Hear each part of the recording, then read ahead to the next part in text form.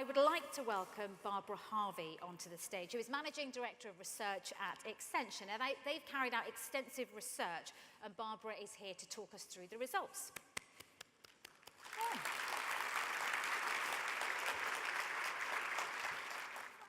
I would like you to meet Stuart. And just for a few moments, I would ask that you put yourself into his shoes.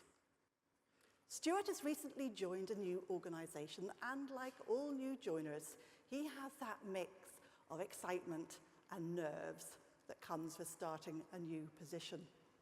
He knows he can do this job really, really well, and he's excited about everything that lies ahead of him at work. But at home, things are increasingly difficult. For the last 5 years, he has supported his girlfriend through anorexia, and the years of caring for her have led to a decline in his own mental health. The relationship is breaking down, and he is feeling signs of depression. Just as he starts his new job, things at home reach a crisis point. What he would really like is to take some time out away from work. And in that workshop, he listens while others in his organisation, including senior leaders, talk to him about their own mental health challenges. And slowly, Stuart starts to open up. And in his words, not mine, it was life-changing. To be able to talk about what was going on at home, to have the support of colleagues and allies around him in his new team, was quite simply an utter relief. My name is Barbara Harvey, and today I have the rare opportunity to bring together two of the passions in my life. The first is for research, for data, facts, and stories. I'm a managing director in Accenture's research team. And the second is for mental health. I co-founded and now lead the Accenture UK program around mental health. And in that program, my ambition is to make it safe for everyone like Stuart to be able to tell us what is going on in their lives and to ensure they get the support that they need quickly to help them get back to being their best at home and at work. And I am so excited today to share with you the results of the research we've done for the incredible team at This Can Happen.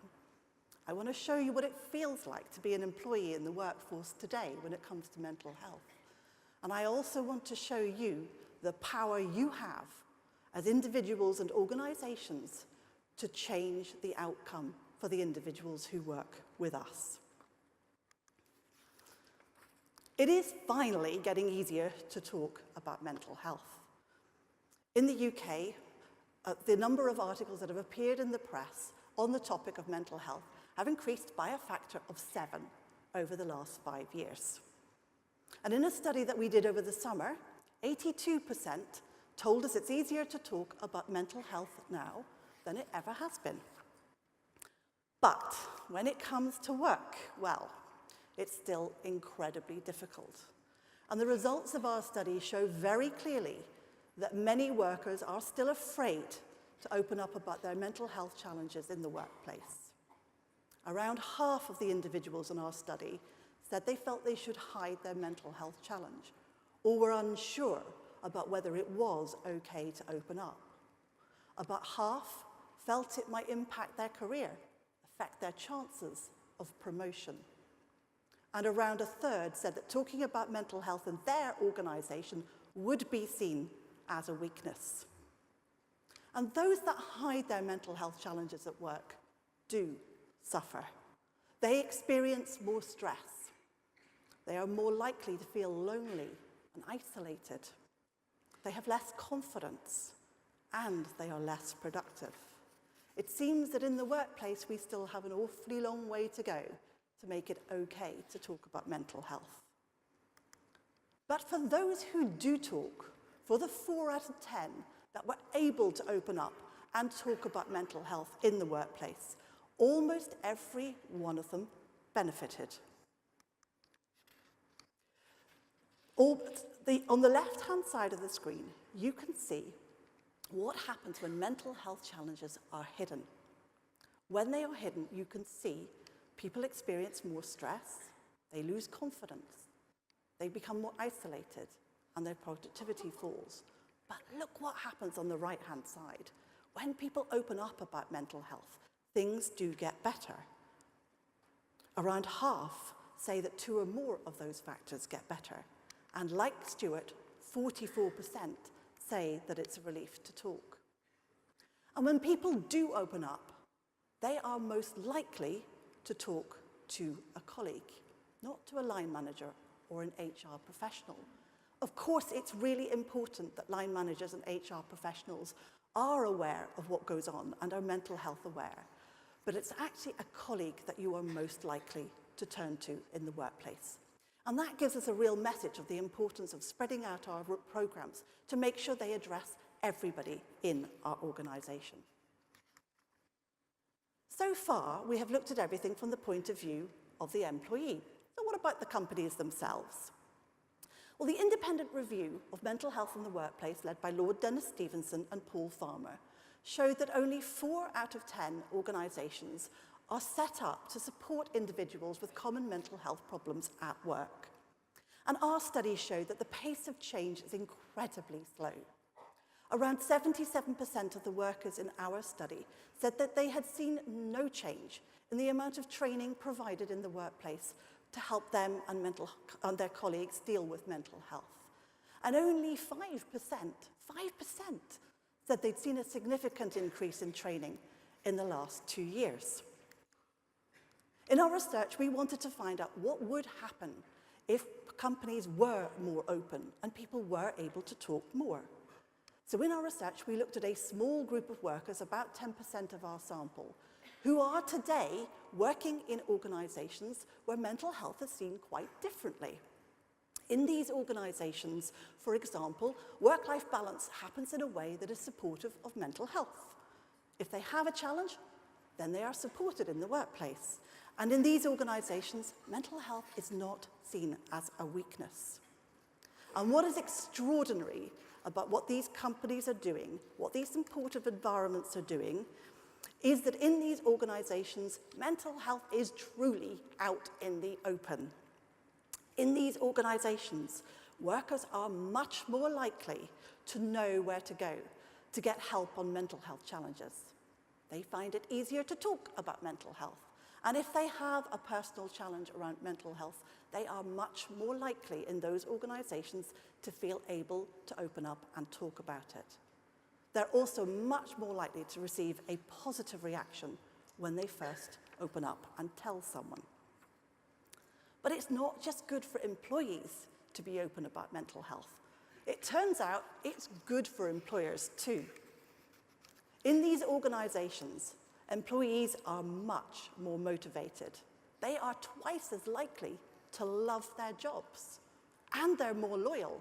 They are more likely to want to stay in that organisation for the next 12 months. So let's just reflect on that business case again. First of all, it makes financial sense. The Stevenson Farmer Review put the figure between 33 and 42 billion pounds a year, the cost to employers of not getting involved in mental health in the workplace. So it makes financial sense. It also helps employees to thrive. And it leads to employees being more motivated, more happy. Who wouldn't want a workforce that looked like that? So how can we encourage more organisations to be like the best? Perhaps the starting point is to actually reframe the way we think about mental health. 1 in 4.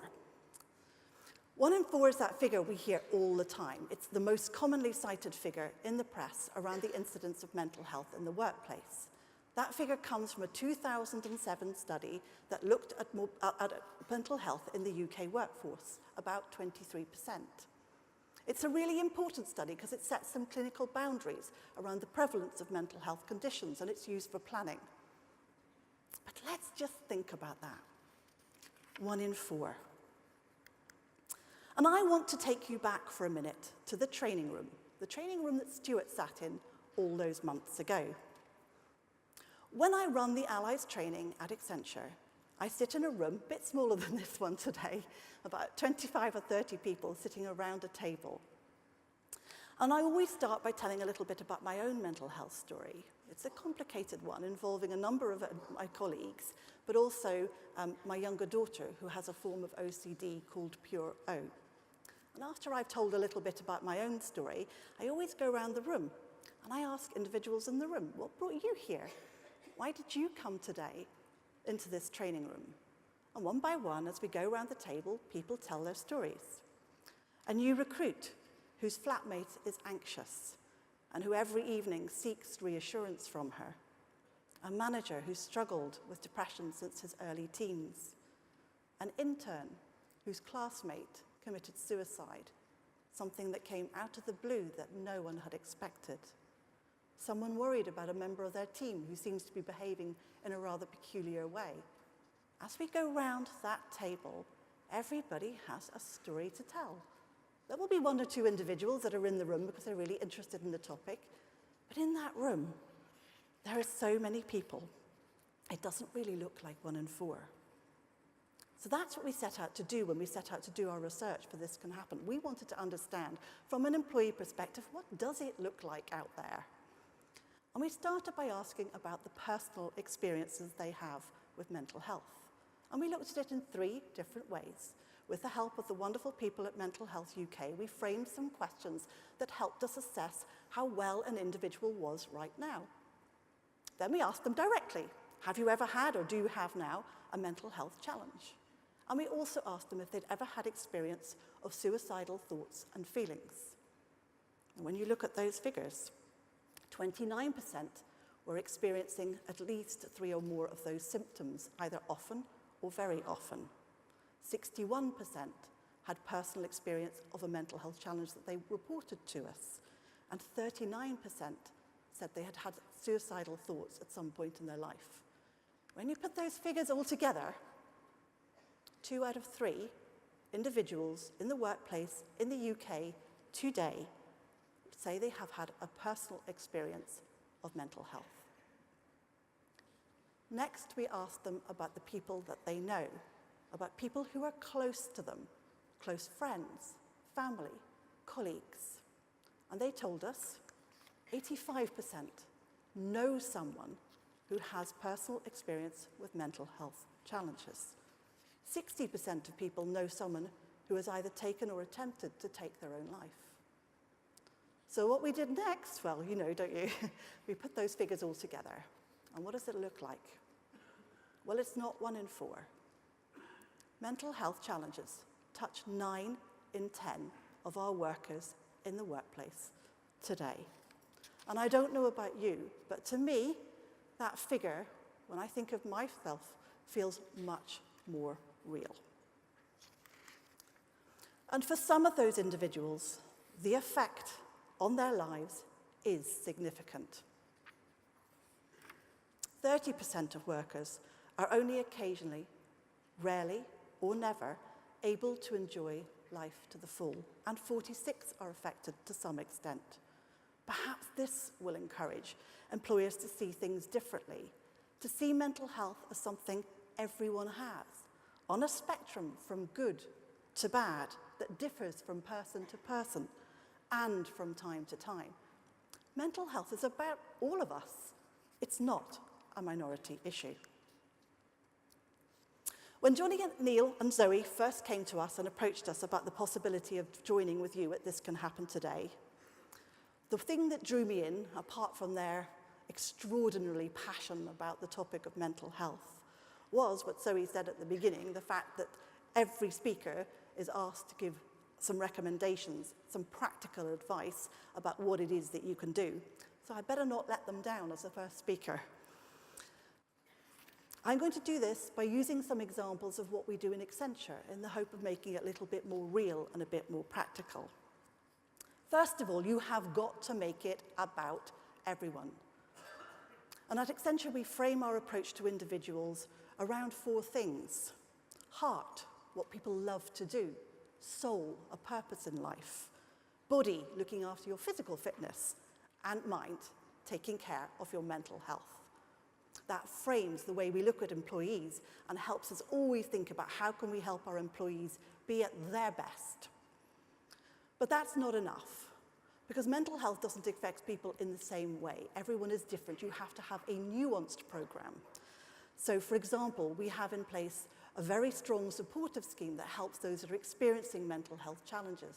At the heart of it is our EAP, our Employee Assistance Program, where individuals have access 24 hours a day, 7 days a week, 365 days a year to a counselling service. That counselling service gives them access to 12 or more personal sessions with a trained therapist without ever having to go near a GP. We also have an online equivalent, something called Big White Wall. It's a great technology that allows access anywhere in the country, but it's also great for the younger people in our organisation who are perhaps more used to dealing with things and getting advice via technology. So you have to make it about everyone. Secondly, you've got to start a conversation. Perhaps the proudest moment of my career came back in May when a group of us went to Paris. We went to Paris because our mental health program won an award. And we had to go and tell our CEO, Pierre Nonterme, in Paris about that program. And I stood, he was about here, looking him in the eye, as he told the whole of Accenture on a webcast about his passion for mental health and his own personal story. That went live to over 470,000 people in our organisation. Now that's leadership from the top. Our CEO in the UK also recently had the whole of his UK and Ireland leadership team trained in mental health awareness. Conversations are starting in Accenture from the top down. But never dismiss the power of your employees to really change the story around mental health. Yesterday, we had one of our sessions on what we call our continuous learning program. It enables us to share mental health stories with the whole of Accenture. And my goodness, it was quite a powerful story. The topic yesterday was post-traumatic stress disorder. We had a psychotherapist come in and talk to us professionally about the subject. But the real power came from one of our analysts who spoke about his own situation. This analyst is almost brand new to the organisation. I think he's been here about 3 months. He joined our organisation because someone he knew told him it was a good place to work if you had a mental health issue. This young man experienced post-traumatic stress disorder because his lung collapsed, leading to a heart attack at the age of 21. Now, his incredibly brave and powerful words yesterday are certainly making it safer for others like him to feel it's okay to tell us about what's going on at work. The third thing I would urge you to do is to implement the standards as set out in the Stevenson Farmer Review. At Accenture, I call it the sandwich. Top of the sandwich is the leadership from the top, that message that comes from the leadership of the organisation. The bottom of the sandwich, well, that's the support mechanisms that you have in place. And in the middle is our Allies program. We have trained 1,800 allies around the firm to go out and talk about mental health and to be there for individuals when they turn to that colleague in need of help. So, by recognising that at work, it's not 1 in 4, it's everyone. By focusing on culture. By implementing best practice. We really can take the fear out of opening up in the workplace. And we can build a workplace where our people can thrive. And I'm absolutely certain, with all of you here today, with the passion behind this conference, this really can happen. Thank you.